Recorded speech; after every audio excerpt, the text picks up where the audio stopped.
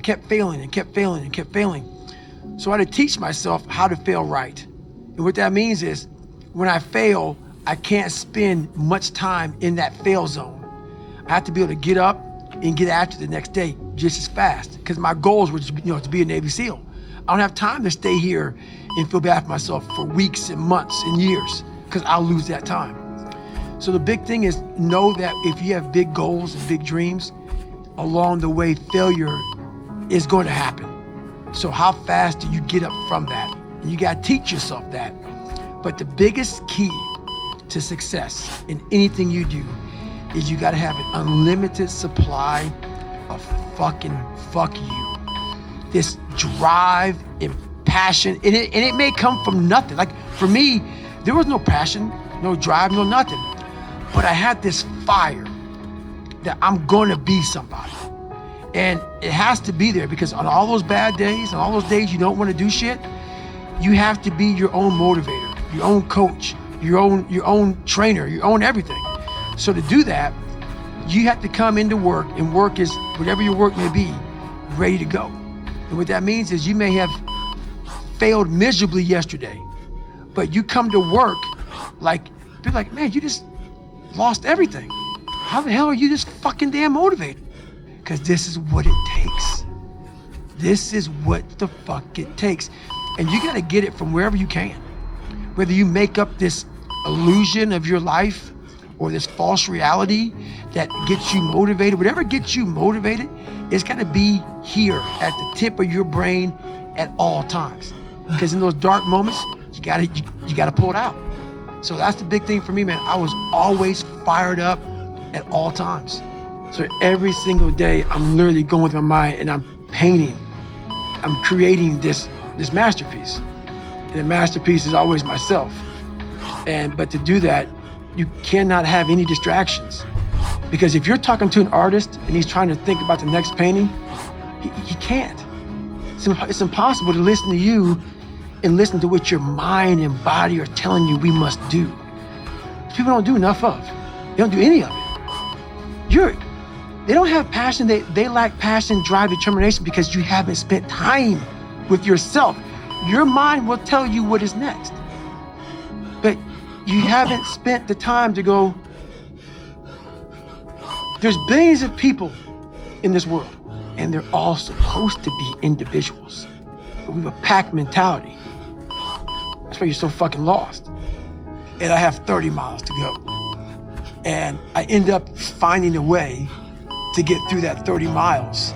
And when I got done with that race, it's the worst pain I can't even describe the pain of that last 30 miles to anybody. No one, it's very hard. Whole body? Whole body.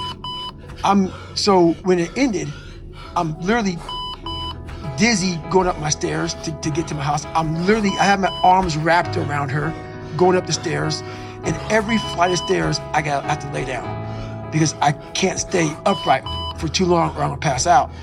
So I finally get in the house, and when I get in the house, I'm once again on the floor. I'm in the kitchen on the floor, just laying there. I finally make it to the bathroom, into the tub. I get rolled in the tub, and she puts the water on me. I'm just laying there with the water coming on me. And what I pee out looks like Coca-Cola. And I'm laying there in the worst pain of my entire life. I'm shaking, I'm jacked up, and all I could think about was, I can't believe what I just done. Because when you get to 70 miles of a race and you felt the way I did, to me, it was humanly impossible to even think about going 30 more miles in that shape. And once you do it, what came over me when that shower hit me, and the reality hit that I just went 101 miles. And that last 31 miles was something that I can't even describe to people. And she's like, we gotta get you to the hospital. So at the time, my mom was seeing this doctor, and he was like, so she's describing to my mom what I'm going through. He's like, you gotta get in the hospital now. And I just said, just shut up and let me enjoy this pain. I don't want anything to numb it. I don't want anything right now. Because what I had done was in my mind, And people will take this wrong and take it as wrong as you want to. I don't really care. I had just climbed a mental wall that was amazing. And I didn't want anybody to take that pain away from me at that point, because that was all confirmation. Why am I so unique? I'm being exactly what the fuck I was supposed to be. I ain't follow shit. And when I did follow shit, I was like everybody else. The second I said, okay, man, hang on, dude. You don't like this, you don't like this, you don't like this. Who are you, David Goggins? Who are you supposed to be? Miraculously, all these things just, I couldn't even, the list of shit I had to do just wham. It's like, fuck, okay. Wow. Once you sit down with yourself and say, okay, I don't want to be like Michael Jordan or Jim Brown. They both were on my birthday, so I looked at their birthdays, like, oh, maybe I can be one of these. I can't. I'm going to be David fucking Goggins. And that looks like this. It just came, everything flooded. So every single day of my life, there's a different thing that comes up that I have to do. But no one knows what to do because everybody else is following steps. And I went to the mirror, and the reflection in it revealed a lot of bad things. A lot of things that I was hiding behind the saggy pants. And I'm looking at myself in the mirror going like, God, dog, dude, you are something else, man. Like, you have created a character.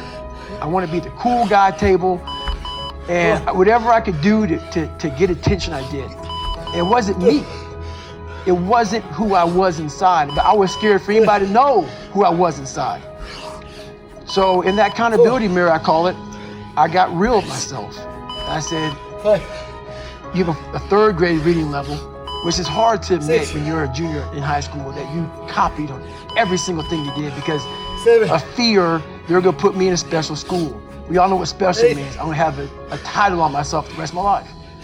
And being cool, you don't have a title on yourself. So I started cheating. I was dumb. And people say, oh, you know, you have learning disability. I have learning disability, but I realized I was lazy. So I called myself out there. I called myself out every which way possible. I didn't call myself out, I was just honest. I was honest. Look at yourself, man. It was too fast. Look at yourself. And it was that day, and a couple other days after that, I just got real with myself. And every day I came home, I called the accountability mirror. What am I gonna do today to change what I see in this mirror? What am I gonna do today? And a lot of it was, I stopped sitting with the cool guys. I actually tucked my shirt in and went to school looking like, hey man, this is how I'm gonna look. If you don't like it, so be it. I had to really wear this layer of skin. I had to develop a really calloused skin on me to take whatever you're gonna call me, you're gonna call me. Whatever I'm gonna be, you know, I want a geek, but whoever I am, you're gonna see me. You're gonna see me for who I am, because I need to change who I'm not. And that accountability mirror just became raw. And when I became fat over the years, because I fell back in the hole, I called myself fat, because I was fat. And people don't want to do that. They want to say, oh, don't call yourself fat. Don't call yourself dumb. If you're not real and raw with who the fuck you are, nothing's gonna change. You're not even a human fucking being, bro. No way all you fuckers agree with all the same fucking shit. And I know I don't. Done it. Almost. So once you figure out yourself and who you are, 10 seconds difference. all the answers come. So every night, a different painting is being painted. And it's a beautiful painting for myself. Like, okay, that's it. It may look the same to most motherfuckers, but the end result is very fucking different. That's why my lounge, if you look at what I've done in 49 years, it's more than most people ever do in their life, because they were erased